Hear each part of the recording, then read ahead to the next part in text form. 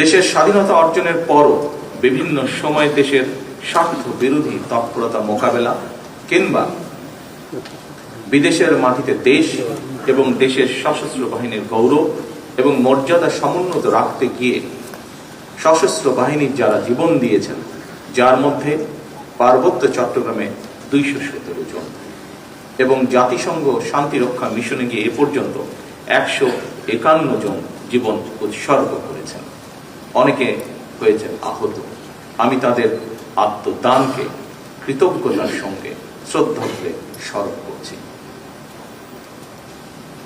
সশস্ত্র বাহিনীর উপস্থিত অফিসার এবং সৈনিকবৃন্দ, সশস্ত্র বাহিনী কেবল যুদ্ধকালীন প্রয়োজনে একটি অবশ্যম্ভাবী শক্তি নয়, বরং দেশের স্বাধীনতা সার্বভৌমত্ব রক্ষার অতন্দ্র প্রহরী হিসাবে ভূমিকা রাখার পাশাপাশি যে কোনো প্রাকৃতিক দুর্যোগ মোকাবেলা এবং রাষ্ট্রীয় সীমানার বাইরে জাতিসংঘ শান্তিরক্ষা মিশনের সদস্য হয়ে মুক্তিযুদ্ধ বিধ্বস্ত দেশের শান্তি প্রতিষ্ঠায় বাংলাদেশের সশস্ত্র বাহিনীর ভূমিকা বিশ্ব স্বীকৃত। 1971 সালে দেশের স্বাধীনতা অর্জনের যুদ্ধ, 1975 সালে 7ই নভেম্বরের সিপাহী জনতার ঐতিহাসিক বিপ্লব কিংবা 90-এর স্বৈরাচার বিরোধী আন্দোলনে সশস্ত্র বাহিনীর ভূমিকা দেশের স্বাধীনতা প্রিয় জনগণের কাছে ছিল অনুপ্রেরণার উৎস। 2009 সালে বিডিআর পিলখানায় পরিকল্পিত সেনা হত্যাযজ্ঞ চালিয়ে সেনাবাহিনীকে দুর্বল করে দেওয়া হয়েছিল। এরপর দীর্ঘ 1.5 দশকের শাসন শোষণের সময় দেশের সশস্ত্র বাহিনীকে বিতর্কিত করার অপচেষ্টাও চালানো হয়। 2024 সালে দেশ এবং জনগণের স্বাধীনতা রক্ষার যুদ্ধে সশস্ত্র বাহিনীর ভূমিকা দেশের স্বাধীনতা প্রিয় জনগণকে আশান্বিত করেছে। 2024 সালের 5ই আগস্ট পরবর্তী অস্থির সময় এবং দৃশ্যমান প্রশাসনিক অচলাবস্থাতেও সশস্ত্র বাহিনী অসাধারণ ভূমিকা পালন করেছে। এমনকি অন্তর্বর্তীকালীন সরকারের পুরো সময়টিতে আইন শৃঙ্খলা রক্ষা থেকে শুরু করে দেশের শিল্প অঞ্চল, নগর বন্দর এবং স্থবির হয়ে পড়া অর্থনীতির চাকা সচল রাখার ক্ষেত্রেও সশস্ত্র বাহিনীর ভূমিকা ছিল ইতিবাচক। গত 12ই ফেব্রুয়ারি মাসে অনুষ্ঠিত অবাধ, নিরপেক্ষ এবং গ্রহণযোগ্য নির্বাচন সম্পন্ন করার ক্ষেত্রে অন্তর্বর্তীকালীন সরকারের প্রতি সশস্ত্র বাহিনীর সহায়তা ছিল দেশ ও জনগণ এবং গণতান্ত্রিক বিধিবিধানের প্রতি সশস্ত্র বাহিনীর আস্থা ও বিশ্বাসেরই প্রতিফলন। উপস্থিত অফিসার এবং সৈনিকবৃন্দ, দীর্ঘ 18 বছর পর গত 26শে মার্চ নির্বাচন পরবর্তী গণতান্ত্রিক বাংলাদেশের 55তম স্বাধীনতা এবং জাতীয় দিবসে সাড়ম্বরে অনুষ্ঠিত হল রাষ্ট্রীয় কুচকাওয়াজ। অত্যন্ত সুশৃঙ্খল, পরিপাটি ও নজর কাড়া প্যারেড এবং প্রদর্শনীর জন্য আমি আপনাদেরকে বিশেষভাবে ধন্যবাদ জানাতে চাই। শৃঙ্খলা ও পেশাদারিত্বের এই অনন্য বহিঃপ্রকাশ কেবল সশস্ত্র বাহিনীর গৌরবী বৃদ্ধি করেনি, বরং দেশবাসীর সামনে দেশপ্রেমে উজ্জীবিত সুসংগঠিত সশস্ত্র বাহিনীর সাহসী প্রতিচ্ছবি তুলে ধরেছে, যা দেশবাসীকে করেছে গর্বিত। উপস্থিত অফিসার এবং সৈনিকবৃন্দ, স্বাধীনতার ঘোষক সাবেক সেনাপ্রধান শহীদ প্রেসিডেন্ট জিয়াউর রহমান, সাবেক প্রধানমন্ত্রী দেশনেত্রী মরহুমা খালেদা জিয়া বিশ্বাস করতেন এবং বর্তমান সরকার বিশ্বাস করে, বাংলাদেশের ধর্মীয় সামাজিক মূল্যবোধে উজ্জীবিত দেশের জাতীয়তাবাদী শক্তি এবং সশস্ত্র বাহিনী যদি শক্তিমান এবং ঐক্যবদ্ধ থাকে, তাহলে বাংলাদেশকে কেউ কখনো পরাভূত করতে পারবে না। সশস্ত্র বাহিনীর আধুনিকায়নে স্বাধীনতার ঘোষক শহীদ রাষ্ট্রপতি জিয়াউর রহমান কিংবা সাবেক প্রধানমন্ত্রী ভূমিকা, দেশনেত্রী খালেদা জিয়ার ভূমিকা এবং গৃহীত পদক্ষেপ সম্পর্কে আপনারা সবাই কম বেশি অবগত আছেন। স্বাধীনতা পরবর্তী বাংলাদেশে বিশেষ করে সেনাবাহিনীর চরম অস্থিরতা, বিশৃঙ্খলা এবং চেইন অফ কমান্ডের চরম অবনতিতে সাবেক সেনাপ্রধান শহীদ জিয়াউর রহমানের দৃঢ় নেতৃত্বে সশস্ত্র বাহিনীকে পুনর্গঠিত করা হয়। সশস্ত্র বাহিনীতে শৃঙ্খলা পুনঃপ্রতিষ্ঠিত করা হয়। সেনাবাহিনী পুনর্গঠনের অংশ হিসাবে ভূ রাজনৈতিক বাস্তবতা বিবেচনায় শহীদ প্রেসিডেন্ট জিয়াউর রহমান পৃথক 5টি পদাতিক ব্রিগেডকে রূপান্তর করে 5টি পূর্ণাঙ্গ পদাতিক ডিভিশন গঠন করেন। পরবর্তীতে 6ষ্ঠ ডিভিশনের ভিত্তি স্থাপন করেন। তারই পরিকল্পনায় বাংলাদেশ সেনাবাহিনীকে ব্রিগেড কাঠামো থেকে ডিভিশনাল কাঠামোতে উন্নীত করা হয়। একটি স্বাধীন রাষ্ট্রের জন্য জাতীয় প্রতিরক্ষা নীতি অপরিহার্য। এই বাস্তবতা উপলব্ধি করে শহীদ জিয়াউর রহমান আভ্যন্তরীণ স্থিতিশীলতা ও বৈদেশিক ভারসাম্যের মধ্যে সেতুবন্ধন তৈরির লক্ষ্যে প্রথমবারের মতো সুনির্দিষ্টভাবে দেশের প্রতিরক্ষা নীতি প্রণয়ন করেন। যুদ্ধকালীন সময় 1971 সালে 21শে নভেম্বর সমন্বিত আক্রমণকে তিনি বাংলাদেশের প্রথম যৌথ যুদ্ধের মডেল হিসেবে স্বীকৃতি দিয়ে আধুনিক রণকৌশলের ভিত্তি মজবুত করেছিলেন। তিনি সশস্ত্র বাহিনীকে কেবল একটি সামরিক শক্তি হিসাবেই দেখেননি, বরং একে নৈতিক শক্তি এবং জনগণের প্রতি ভালোবাসার এক অনন্য মাত্রায় উন্নীত করেছিলেন। সামরিক শিক্ষা ও প্রাতিষ্ঠানিক উন্নয়নে শহীদ জিয়ার অবদান অনন্য। তারই হাত ধরেই 1977 সালে প্রতিষ্ঠিত হয় defence service command and staff college. এছাড়া উন্নত সামরিক প্রশিক্ষণের জন্য স্কুল অফ ইনফেন্ট্রি অ্যান্ড ট্যাকটিক্সকে সিলেটে স্থানান্তর এবং আধুনিকায়ন করা হয়। পাশাপাশি তিনি প্রতিরক্ষা শিল্পের বিকাশ এবং গোয়েন্দা কাঠামোর পুনর্গঠন করেন। নৌবাহিনীর সক্ষমতা বৃদ্ধির জন্য তিনি 1978 সালে যুক্তরাজ্য হতে অ্যান্টি এয়ারক্রাফট সক্ষমতা সম্পন্ন ফ্রিগেট বাংলাদেশ নৌবাহিনী জাহাজ আলী হায়দার এবং 1980 সালে 4টি পেট্রোল ক্রাফট অন্তর্ভুক্ত করেন। আন্তর্জাতিক অঙ্গনেও তার দূরদর্শী পদক্ষেপের ফলে 1981 সালে কুয়েতে প্রথম বৈদেশিক মিশনের মাধ্যমে আন্তর্জাতিক অঙ্গনে বাংলাদেশ সশস্ত্র বাহিনীর কার্যক্রমের সূচনা ঘটে, যা আজ বিশ্বব্যাপী স্বীকৃত। শহীদ রাষ্ট্রপতি জিয়াউর রহমান উপলব্ধি করেছিলেন যে একটি ছোট অর্থনীতি এবং সীমিত সামরিক সম্পদের রাষ্ট্র হিসেবে বাংলাদেশ কেবল প্রচলিত সামরিক শক্তির উপর নির্ভর করে টিকে থাকতে পারবে না। তাই তিনি প্রতিরক্ষা প্রস্তুতির অংশ হিসেবে টোটাল পিপলস ওয়ার বা সর্বাত্মক গণযুদ্ধের ধারণা সামনে আনেন, যার মূল দর্শন ছিল রাষ্ট্রের প্রতিরক্ষা কেবল সশস্ত্র বাহিনীর দায়িত্ব নয়, বরং এটি গোটা জাতির সম্মিলিত দায়। তার এই দর্শন 3টি ভিত্তির উপর প্রতিষ্ঠিত: জনগণের সচেতনতা ও অংশগ্রহণ, একটি পেশাদার ও দক্ষ সশস্ত্র বাহিনী এবং একটি স্বনির্ভর প্রতিরক্ষা শিল্প। তিনি কেবল একটি সামরিক বাহিনী গড়ে তোলেননি, বরং একটি আত্মমর্যাদাশীল, শক্তিশালী এবং গণমুখী রাষ্ট্রের ভিত্তি স্থাপন করেছিলেন। উপস্থিত অফিসার্স এবং সৈনিকবৃন্দ, সশস্ত্র বাহিনীর আধুনিকরণে শহীদ জিয়া অনুসৃত নীতি পদ্ধতি খালেদা জিয়ার সরকারও অব্যাহত রেখেছিলেন। বেগম খালেদা জিয়ার নেতৃত্বে বিএনপি সরকার 1991 সাল থেকে 1996 সাল এবং 2001 সাল থেকে 2006 সময়কালে আমাদের সশস্ত্র বাহিনীর শক্তি, দক্ষতা এবং সক্ষমতা বৃদ্ধির জন্য গ্রহণ করা হয় নানামুখী পদক্ষেপ। 1991 সালে বিএনপি সরকার দায়িত্ব নেবার পর আর্ম ফোর্সেস ডিভিশন পুনর্গঠন করে 3 বাহিনীর মধ্যে সমন্বিত ভূমিকার পথ প্রশস্ত করা হয়।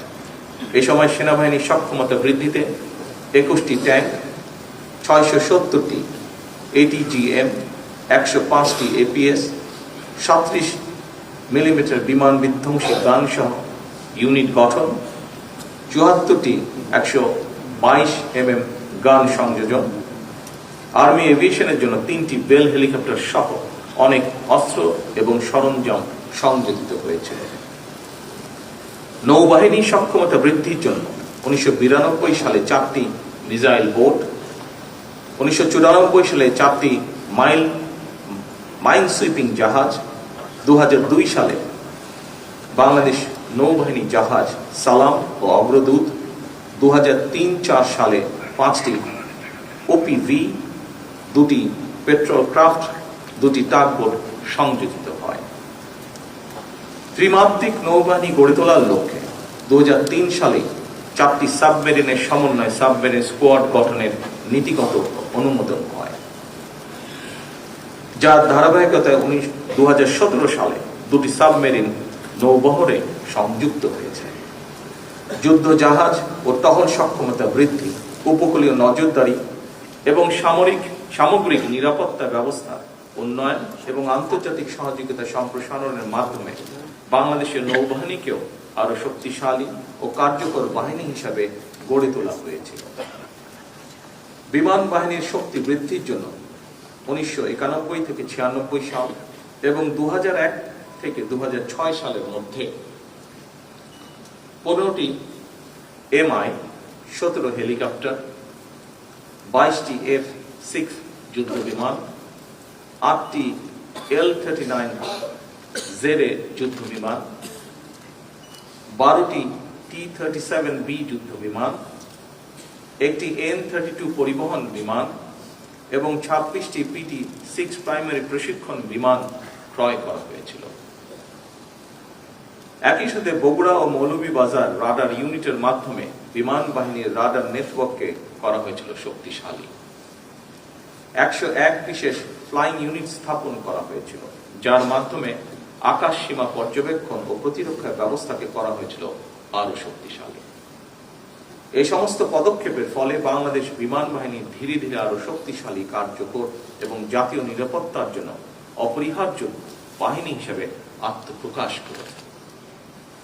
উপস্থিত সশস্ত্র বাহিনীর অফিসার্স এবং সৈনিকবৃন্দ, আপনারা অবশ্যই অবগত আছেন সশস্ত্র বাহিনীকে মডার্নাইজ করার জন্য ফোর্সেস গোলের প্রাথমিক ধারণা ও কাজ 2003 সালের থেকে বেগম খালেদা জিয়ার সময় থেকেই শুরু হয়েছে।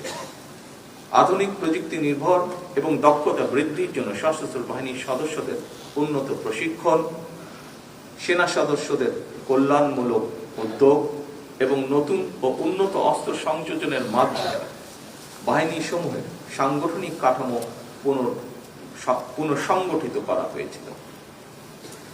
একই ধারাবাহিকতায় 2002 সালের 10ই জানুয়ারি প্রথমবারের মতো military institute of science and technology MIST সম্প্রসারণ করে বেসামরিক শিক্ষার্থীদের জন্য ভর্তির দ্বার উন্মুক্ত করা হয়েছিল। পাশাপাশি ক্যান্টনমেন্ট পাবলিক স্কুল সমূহের প্রসার, ফেনী ও জয়পুরহাট গার্লস ক্যাডেট কলেজ স্থাপন সহ অন্যান্য ক্যাডেট কলেজগুলো সমূহের সংস্করণ ও মডার্নাইজেশনের উদ্যোগ গ্রহণ করা হয়েছিল, যা শুধু সশস্ত্র বাহিনীর সাংগঠনিক শক্তি বৃদ্ধি নয়, বরং একটি জ্ঞানভিত্তিক, প্রযুক্তিমুখী, পেশাদার এবং সুসংগঠিত বাহিনী হিসাবে বাংলাদেশের গুরুত্বপূর্ণ ভূমিকা রেখেছে। জাতিসংঘ শান্তিরক্ষা মিশনে বাংলাদেশের অংশগ্রহণকে বিএনপি সরকার এক নতুন উচ্চতায় নিয়ে গিয়েছিল। কুয়েত, হাইতি, রুয়ান্ডা ও অ্যাঙ্গোলা সহ বিভিন্ন মিশনে সশস্ত্র বাহিনী তথা আপনাদের অভাবনীয় সাফল্য আজ বিশ্বজুড়ে বাংলাদেশের ভাবমূর্তিকে করেছে উজ্জ্বল। এছাড়াও বেগম খালেদা জিয়া সেনা সদস্যদের কল্যাণে প্রতিটি সেনানিবাসে আবাসন উন্নয়ন ও সিএমএইচের আধুনিকরণকে সর্বোচ্চ গুরুত্ব দিয়েছিলেন। সশস্ত্র বাহিনীর স্বাধীনতা সার্বভৌমত্ব রক্ষার অত্যন্ত প্রহরী এটি মরহুমা খালেদা জিয়া মনে প্রাণে বিশ্বাস করতেন।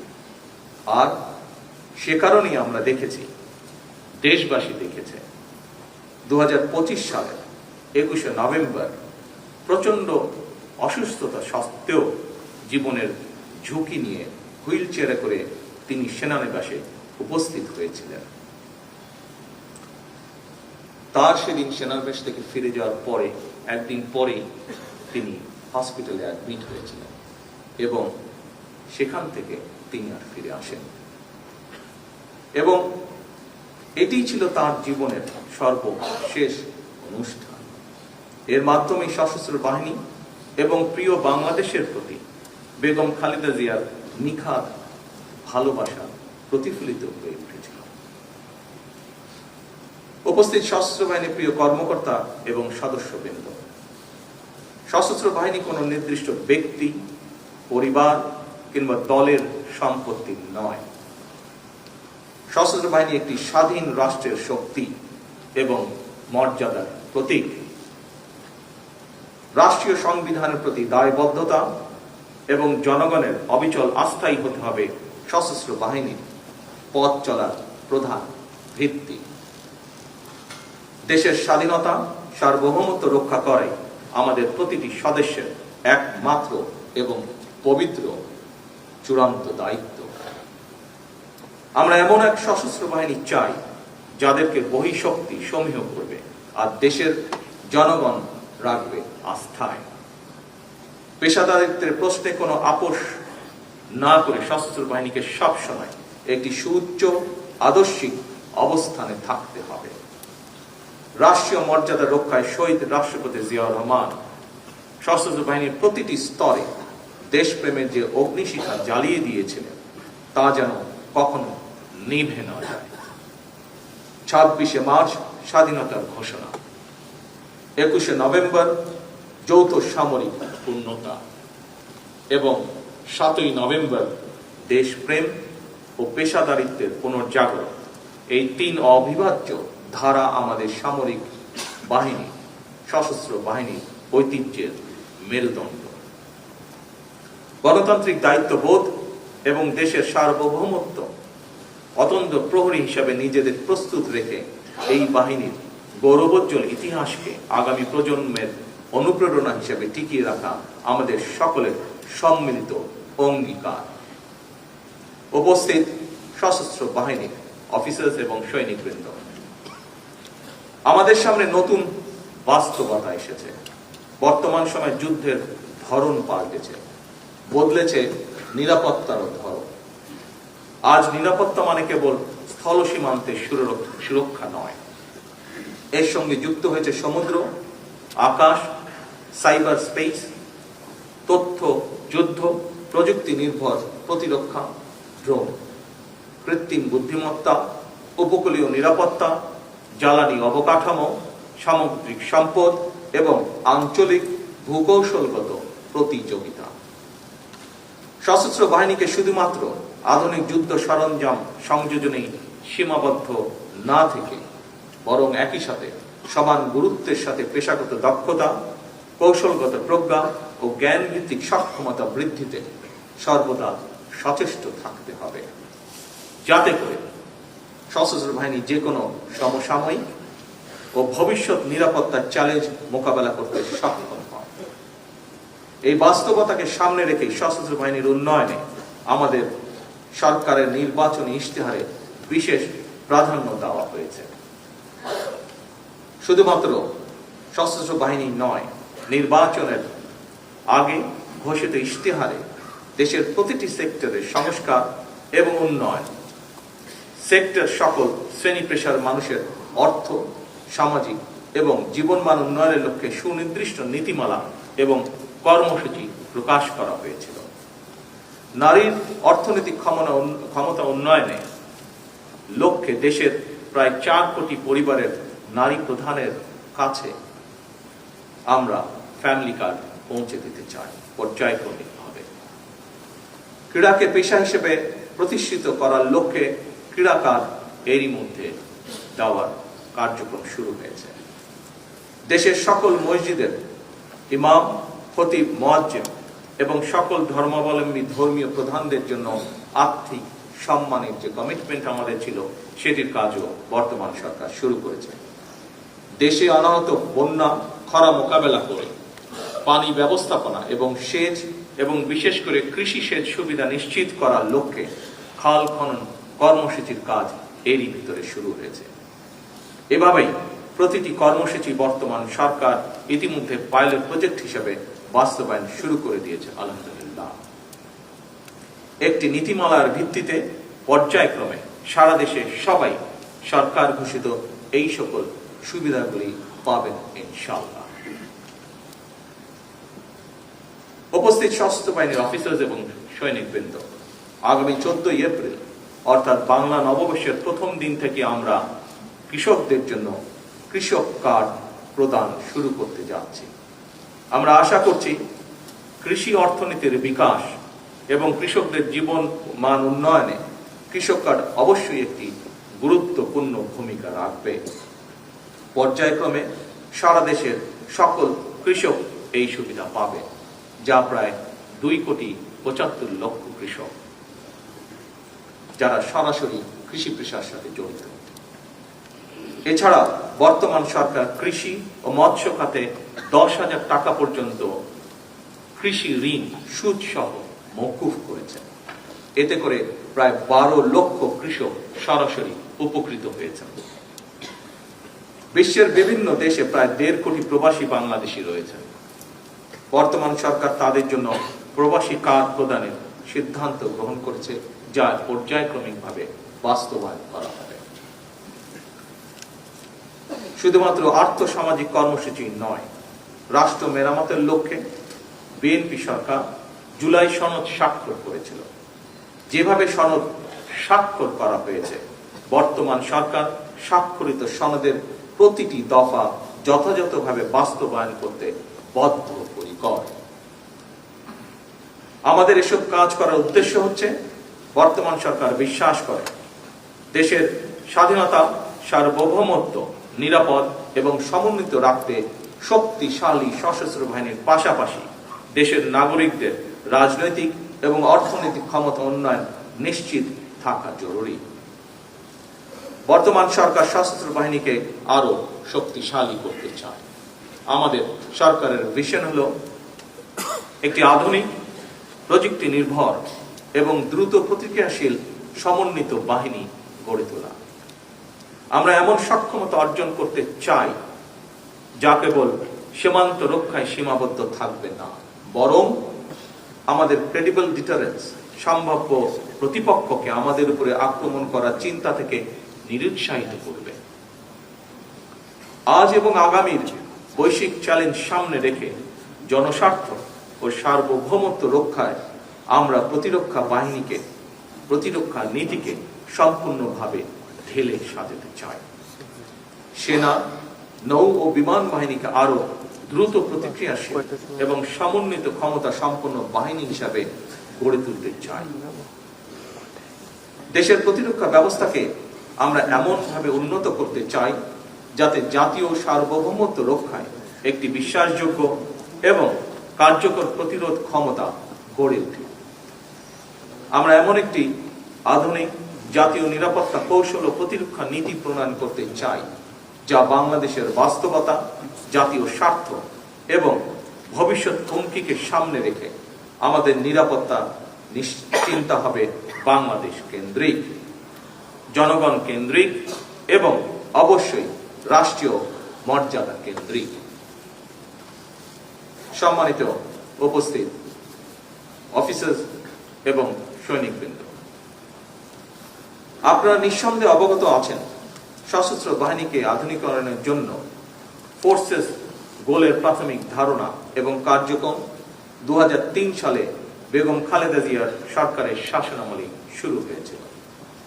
আমাদের লক্ষ্যের কোনো পরিবর্তন হয়নি। আমরা এমন একটি সেনাবাহিনী গড়ে তুলতে চাই যা হবে স্মার্ট, প্রযুক্তি নির্ভর, দ্রুত প্রতিক্রিয়াশীল ও যুগ উপযোগী, যেখানে আমাদের ফাইটিং আর্মস হবে আধুনিক, সজ্জিত ও উচ্চশিক্ষিত, ম্যানুভার সক্ষম এবং দ্রুত মোতায়েনযোগ্য। একই সঙ্গে আমাদের গোলন্দাজ শক্তিকে আরো নির্ভুল, দূরপাল্লার ও প্রযুক্তি নির্ভর এবং আকাশ প্রতিরক্ষা ব্যবস্থাকে আধুনিক, বহুমাত্রিক ও কার্যকর করে গড়ে তোলা হবে। আমরা ড্রোন টেকনোলজি, স্যাটেলাইট নজরদারি এবং ইলেকট্রনিক যুদ্ধের সক্ষমতা বৃদ্ধির মাধ্যমে আমাদের প্রতিরক্ষা ব্যবস্থাকে অবেধ্য করে গড়ে তুলতে চাই। সাইবার সক্ষমতা বৃদ্ধির মাধ্যমে বাহিনীর ডিজিটাল নিরাপত্তা ও ডেটা ইন্টিগ্রিটি নিশ্চিত করতে চাই আমরা। সেই সাথে আমরা আধুনিক ও স্মার্ট সমরাস্ত্র যুক্ত করার মাধ্যমে সেনাবাহিনীর সক্ষমতাকে অন্য উচ্চতায় আমরা নিয়ে যেতে চাই। নৌ নিরাপত্তাকে আমাদের সরকার বিশেষ গুরুত্ব দিচ্ছে। বঙ্গোপসাগর, সমুদ্রপথ, সামুদ্রিক সম্পদ, ব্লু ইকোনমি বা সুনীল অর্থনীতি, উপকূলীয় প্রতিরক্ষা এবং সামুদ্রিক যোগাযোগ নিরাপদ রাখা আমাদের সরকারের অন্যতম প্রধান জাতীয় অগ্রাধিকার। আমাদের বিশাল সমুদ্র সীমা এবং সুনীল অর্থনীতি সুরক্ষা নিশ্চিত করতে সেনাবাহিনীকে একটি শক্তিশালী ব্লু ওয়াটার নেভি হিসেবে গড়ে তুলতে চাই আমরা, যেখানে আধুনিক ফ্রিগেট, সাবমেরিন এবং অত্যাধুনিক সোনার ও রাডার সিস্টেমের সমন্বয়ে আমাদের সামুদ্রিক সার্বভৌমত্ব হবে সুসংহত। বিমান প্রতিরক্ষা, নজরদারি, দ্রুত মোতায়েন, আকাশ সীমা সুরক্ষা এবং প্রযুক্তি ভিত্তিক সক্ষমতা বৃদ্ধির জন্য বিমান বাহিনীর মডার্নাইজেশন অব্যাহত রাখতে চাই আমরা। আকাশ সীমা রক্ষায় অত্যাধুনিক মাল্টিরোল যুদ্ধ বিমান সংযোজন এবং বহুস্তরীয় সমন্বিত বিমান প্রতিরক্ষা ব্যবস্থা স্থাপন করে আমাদের বিমান বাহিনীকে একটি নতুন উচ্চতায় নিয়ে যাওয়ার প্রত্যয় আজকের এই অনুষ্ঠানে আমি ব্যক্ত করছি। তিন বাহিনীর মধ্যে আধুনিক জয়েন্ট অপারেশন নীতি এবং C4I অর্থাৎ কমান্ড, কন্ট্রোল, কমিউনিকেশন, কম্পিউটার এবং ইন্টেলিজেন্স সিস্টেমের আধুনিকায়ন আমাদের যে কোনো সংকটকালীন মুহূর্তে দ্রুত সিদ্ধান্ত গ্রহণ ও কার্যকর মোতায়েন নিশ্চিত করবে। সেই সাথে সীমিত সম্পদের সর্বোচ্চ ব্যবহার নিশ্চিত করে আমাদের সশস্ত্র বাহিনী দেশের সার্বভৌমত্ব রক্ষা, জনগণের দুর্যোগে পাশে দাঁড়ানো এবং আন্তর্জাতিক অঙ্গনে বাংলাদেশের মর্যাদা সমুন্নত রাখতে সক্ষম হবে। একটি আত্মমর্যাদাশীল, আত্মনির্ভরশীল প্রতিরক্ষা সক্ষমতা অর্জন করতে প্রয়োজনীয় সামরিক সরঞ্জামাদি তৈরি তথা দেশীয় প্রতিরক্ষা শিল্প গড়ার তোলার পরিকল্পনা আমাদের রয়েছে, যা আমি বাহিনী প্রধানদের সাথে এরই ভিতরে আলোচনা করেছি। এই পরিকল্পনায় টেকনোলজি ট্রান্সফারের মাধ্যমে নিজস্ব প্রযুক্তিতে অস্ত্র, গোলাবারুদ ও সামরিক সরঞ্জামাদি নির্মাণে সর্বোচ্চ জোর দেওয়া হবে। পরিকল্পনা সফল হলে এটি নিঃসন্দেহে আমাদের জাতীয় নিরাপত্তার পাশাপাশি প্রযুক্তি, কর্মসংস্থান এবং কৌশলগত স্বাধীনতাও বাড়াবে আমাদের। পরিকল্পনা বাস্তবায়ন করা গেলে আমরা আশা করি একটি অংশ নিজেরাই তৈরি করতে সক্ষম হব আমরা, ইনশাআল্লাহ। আন্তর্জাতিক অঙ্গনে আমাদের বাহিনীর গৌরবোজ্জ্বল ভাবমূর্তি বজায় রাখা হবে আমাদের অগ্রাধিকার। বিশ্ব শান্তি রক্ষায় জাতিসংঘ শান্তিরক্ষা মিশনে আমাদের যে সাফল্য রয়েছে, আগামী দিনেও আমরা সেই সাফল্যের ধারা অব্যাহত রাখবো ইনশাআল্লাহ। বহির্বিশ্বে দেশের মর্যাদা উজ্জ্বল করতে আমাদের সততা, আপনাদের সততা, শৃঙ্খলা এবং দায়িত্বশীলতা একটি শক্তিশালী কূটনৈতিক হাতিয়ার হিসেবেও কাজ করবে। বর্তমান সরকার মিলিটারি টু মিলিটারি পার্টনারশিপ উন্নয়নের মাধ্যমে আঞ্চলিক ও আন্তর্জাতিক বন্ধুত্বকে আরো সুদৃঢ় করতে চায়। নতুন প্রজন্মের সেনা সদস্যদের দেশপ্রেম, সাহস ও প্রজ্ঞাকে আমরা আধুনিক প্রযুক্তির সাথে সমন্বয় করে একটি বিশ্বমানের স্মার্ট ও পেশাদারিত্ব সশস্ত্র বাহিনী গড়ে তুলতে চাই ইনশাআল্লাহ। আজ আপনাদের সামনে আমি সশস্ত্র বাহিনী বর্তমান সরকারের কিছু পরিকল্পনা এবং পদক্ষেপের কথা বলেছি।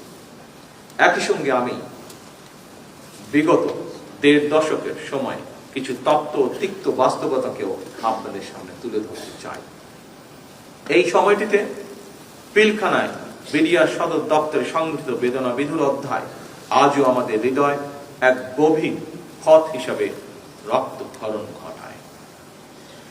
সেই ট্র্যাজেডিতে আমরা আমাদের শ্রেষ্ঠ সন্তানদেরকে হারিয়েছি, যার সুষ্ঠু তদন্ত ও ন্যায় বিচার নিশ্চিত করা বর্তমান সরকারের একটি অন্যতম অঙ্গীকার। এমন বাস্তবতায় আজ আমি আপনাদের আশ্বস্ত করতে চাই, রাজনৈতিক কারণে কিংবা ন্যায় ও ন্যায্যতার ব্যত্যয় ঘটিয়ে যদি আপনাদের কারো প্রতি কোনো অবিচার করা হয়ে থাকে, বর্তমান সরকার সেটি যথানিয়মের প্রতিকার করার চেষ্টা করবে ইনশাআল্লাহ। কারণ আমরা মনে করি এটি কেবল একটি প্রশাসনিক পদক্ষেপই নয়, বরং সশস্ত্র বাহিনীর চেইন অফ কমান্ড এবং নৈতিক ভিত্তি প্রতিষ্ঠার জন্য একটি ইতিবাচক উদ্যোগ।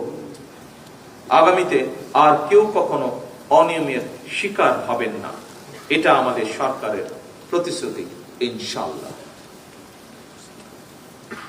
উপস্থিত বাহিনী প্রধানবৃন্দ, উপস্থিত অফিসার, উপস্থিত সৈনিকবৃন্দ, আমিও সেনা পরিবারেরই সন্তান। সঙ্গত কারণে সশস্ত্র বাহিনীর মনোজগতের সঙ্গে আমি নিবিড় সম্পর্ক অনুভব করি। এই বাহিনীর প্রতিটি সদস্যদের কল্যাণ ও তাদের পরিবারের সামাজিক নিরাপত্তার বিষয়ে অবশ্যই বর্তমান সরকার গুরুত্বের সাথে বিবেচনা করবে। সশস্ত্র বাহিনীর অবকাঠামোগত উন্নয়নের পাশাপাশি বর্তমান সরকার সশস্ত্র বাহিনীর সদস্যদের কল্যাণ, পরিবার, বাসস্থান, চিকিৎসা, প্রশিক্ষণ, ক্যারিয়ার উন্নয়ন এবং অবসরোত্তর মর্যাদাকেও গুরুত্বের সঙ্গে বিবেচনা করতে চায়। বেতন কাঠামো পুনর্মূল্যায়নের কাজ শুরু হলেও বর্তমান সশস্ত্র বাহিনীর জন্য একটি আধুনিক বেতন কাঠামো প্রণয়ন করার পরিকল্পনা আমাদের রয়েছে। চিকিৎসা নিশ্চিত করতে প্রতিটি ক্যান্টনমেন্টে সিএমএইচ এর চিকিৎসা এবং আনুষঙ্গিক সুবিধা যথাসম্ভব বাড়ানোর পরিকল্পনা আমাদের রয়েছে পর্যায়ক্রমিকভাবে। দুর্গম এলাকায় দায়িত্বরত সদস্যদের পরিবারের নিরাপত্তা এবং তাদের সন্তানদের উন্নত শিক্ষা নিশ্চিত করতে শিক্ষা প্রতিষ্ঠানে ভর্তি এবং বৃত্তির সুযোগ বাড়ানোর পরিকল্পনা আমাদের রয়েছে। শহীদ, যুদ্ধাহত এবং অবহেলিত পরিবারগুলোর মর্যাদা এবং পুনর্বাসন বর্তমান সরকারের অগ্রাধিকার তালিকার একটি। সেনানিবাসগুলোতে আবাসন এবং জীবনযাত্রার মান উন্নয়ন সহ তৃণমূল পর্যায়ে সেনা সদস্যদের জন্য অবসরোত্তর সামাজিক নিরাপত্তা ও আত্মমর্যাদাশীল অবস্থান নিশ্চিত করাও বর্তমান সরকার এ ব্যাপারে সচেতন। বর্তমান সরকার ইতিমধ্যেই অবসরপ্রাপ্ত সেনাদের জীবনমান উন্নয়নে তাদের দীর্ঘদিনের প্রত্যাশা অনুযায়ী ওয়ান র্যাঙ্ক ওয়ান পেনশন নীতি চালুর ব্যাপারে নীতিগতভাবে আমরা একমত, যা আমাদের নির্বাচনী ম্যানিফেস্টোতেও আমরা উল্লেখ করেছি। উপস্থিত সশস্ত্র বাহিনীর অফিসার এবং সৈনিকবৃন্দ, এবার আমি আপনাদের সামনে কিছু কৌশলগত দিক নির্দেশনা রাখতে চাই। আপনারা সংবিধান, শপথ, শৃঙ্খলা এবং কমান্ডের প্রতি অবিচল থাকবেন। আমাদের সকলকে মনে রাখতে হবে, চেইন অফ কমান্ড, ডিসিপ্লিন এবং পেশাদারিত্ব সশস্ত্র বাহিনীর সফলতার মূল চাবিকাঠি। সুতরাং নিজেদের পেশাগত দক্ষতা ক্রমাগত উন্নত করার কোনোই বিকল্প নেই। আধুনিক যুদ্ধক্ষেত্রে কেবল প্রযুক্তি দিয়ে নয়, বরং কৌশল এবং দক্ষতা দিয়ে মোকাবেলা করতে হয়। এর জন্য প্রয়োজনীয় আন্তঃবাহিনী সমন্বয় এবং কৌশলগত চিন্তা শক্তির সংমিশ্রণ থাকতে হবে অবশ্যই। জনগণের সঙ্গে আপনাদের সম্পর্ক হবে আস্থা, বিশ্বাস ও গভীর দায়িত্ববোধের। এর ভিত্তিতেই গড়ে ওঠা এক অটুট বন্ধন। এই বন্ধনেই আপনাদের শক্তি এবং প্রেরণা হিসাবে কাজ করবে। আমাদের মনে রাখতে হবে, বাংলাদেশের প্রতিটি নাগরিক সশস্ত্র বাহিনীকে শুধু শেষ ভরসার আশ্রয় হিসেবেই দেখে না, বরং সাহস, দৃঢ়তা এবং নির্ভরতার প্রতীক হিসেবেও তারা আপনাদেরকে দেখে। আপনাদের প্রতি জনগণের এই অকৃত্রিম আস্থা এবং ভালোবাসাই যেন আপনাদের অন্যতম চালিকা শক্তি ও অনুপ্রেরণা হয়। দুর্নীতি, দায়িত্বে অবহেলা, অব্যবস্থাপনা এবং ক্ষমতার অপব্যবহার থেকে নিজেকে সর্বতোভাবে বিরত রাখবেন। আমাদেরকে মনে রাখতে হবে, দেশের সম্পদ সুষ্ঠু ব্যবহার নিশ্চিত করা এবং অপচয় রোধ করা আমাদের সবার নৈতিক এবং পেশাগত দায়িত্ব। আন্তর্জাতিক অঙ্গনে দায়িত্ব পালনকালে, বিশেষত শান্তিরক্ষা মিশনে নিয়োজিত অবস্থায় বাংলাদেশের মর্যাদাকে সবার উপরে স্থান দিতে হবে। কারণ আপনি সেখানে শুধুমাত্র একজন সৈনিক নন, বরং বাংলাদেশের একজন প্রতিনিধি। সেখানে উপস্থিত সশস্ত্র বাহিনীর অফিসার্স এবং সৈনিকবৃন্দ, বাংলাদেশকে আমরা এমন একটি রাষ্ট্র হিসেবে গড়ে তুলতে চাই যে বাংলাদেশ কারো আধিপত্য মেনে নেবে না, যে বাংলাদেশ বিশ্ব দরবারে মাথা উঁচু করে দাঁড়াবে। আন্তর্জাতিক সম্পর্কের মাত্রা নির্ধারিত হবে পারস্পরিক সম্মান, স্বার্থ এবং সমতার ভিত্তিতে। এক্ষেত্রে সশস্ত্র বাহিনীর ভূমিকা অপরিসীম। আপনারা যদি আধুনিক, সুশৃঙ্খল এবং পেশাদার হন, দেশপ্রেমে অনড় থাকেন, তাহলে বাংলাদেশ আরো নিরাপদ হবে, আরো মর্যাদাশীল হবে। আমি আপনাদের আশ্বস্ত করে বলতে চাই, সশস্ত্র বাহিনীকে আমরা একটি আধুনিক ও সময় উপযোগী বাহিনী হিসাবে গঠন করতে বদ্ধপরিকর। আপনাদের প্রাপ্য সম্মান, পেশাগত মর্যাদা এবং কল্যাণ নিশ্চিত করতে আমাদের সরকার সর্বদা দায়িত্বশীল থাকবে ইনশাআল্লাহ। একই সঙ্গে আমি আপনাদের কাছ থেকে প্রত্যাশা করি, আপনারা দল মতের ঊর্ধ্বে থেকে কেবল বাংলাদেশকে ধারণ করবেন। প্রয়োজনে নিজের জীবন বিপন্ন করে হলেও সর্বক্ষেত্রে আমরা দেশের স্বার্থকে সবার উপরে প্রাধান্য দিব। আমাদের কাছে সবার আগে বাংলাদেশ। আজকের এই দরবার থেকে আমি একটি বার্তা দিতে চাই, বাংলাদেশ এগোবে শৃঙ্খলা, সক্ষমতা, আত্মমর্যাদা এবং দেশ প্রেমের শক্তিতে। আর সেই অগ্রযাত্রায় আমরা আমাদের সহযোদ্ধা হিসাবে আপনাদের গৌরবময় সশস্ত্র বাহিনীকে পাশে দেখতে চাই। সশস্ত্র বাহিনী যেই কারণে গঠিত হয়েছে, সকল কাজে আমরা সেই উদ্দেশ্যকে স্মরণ রাখব। আমাদের সম্মিলিত প্রচেষ্টায় বাংলাদেশ সশস্ত্র বাহিনী হবে ইনশাআল্লাহ বিশ্বের অন্যতম শ্রেষ্ঠ, পেশাদার, আধুনিক ও মর্যাদাপূর্ণ বাহিনী। আসুন আমরা সবাই মিলে প্রতিজ্ঞা করি, বাংলাদেশের সার্বভৌমত্ব রক্ষা করব, সংবিধানের মর্যাদা সমুন্নত রাখব, জনগণের আস্থা অটুট রাখব এবং সর্বোপরি আমরা বাংলাদেশকে ভালোবাসব কর্মে, সততায়, শপথে এবং ত্যাগে। উপস্থিত সকল অফিসার্স বৃন্দ এবং সৈনিক বৃন্দ, বাংলাদেশের সশস্ত্র বাহিনী, আপনারা এদেশেরই সন্তান। এদেশের মাটি মানুষের সঙ্গে আমার, আপনার, আমাদের সকলের বেড়ে ওঠা। সুতরাং এই মাটি ও মানুষের স্বাধীনতা এবং সার্বভৌমত্ব রক্ষা আমাদের সকলের ঈমানি দায়িত্ব। আমি গভীরভাবে উপলব্ধি করি, একজন সৈনিকের জীবন দেশের আরো ৮-১০ জন সাধারণ নাগরিকের মতো নয়, কিংবা সাধারণ একটি চাকুরি নয়। সৈনিক জীবন একটি বিশাল ত্যাগের নাম। এটি একটি পবিত্র শপথ এবং দেশের স্বার্থে প্রাণ উৎসর্গ করার এক চরম সংকল্প। সেই কাজটি আপনারা সাহসের সঙ্গে করছেন।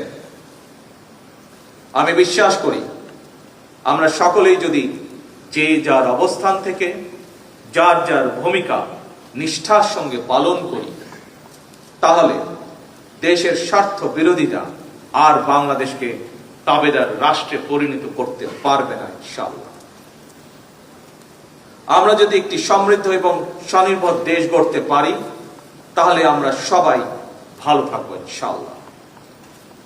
সবাই মিলে ভালো থাকার জন্য একটি গণতান্ত্রিক মানবিক বাংলাদেশ প্রতিষ্ঠার লক্ষ্যে বর্তমান সরকার কাজ করে যাচ্ছে। আমরা সকলে ঐক্যবদ্ধ থাকলে, সকলে দেশের স্বার্থে থাকলে ইনশাআল্লাহ আমরা অবশ্যই বাংলাদেশকে আমাদের কাঙ্ক্ষিত বাংলাদেশ, প্রত্যাশিত বাংলাদেশ হিসেবে গড়ে তুলতে সক্ষম হব ইনশাআল্লাহ। মহান আল্লাহ আমাদের সহায়। আল্লাহ হাফেজ। বাংলাদেশ জিন্দাবাদ।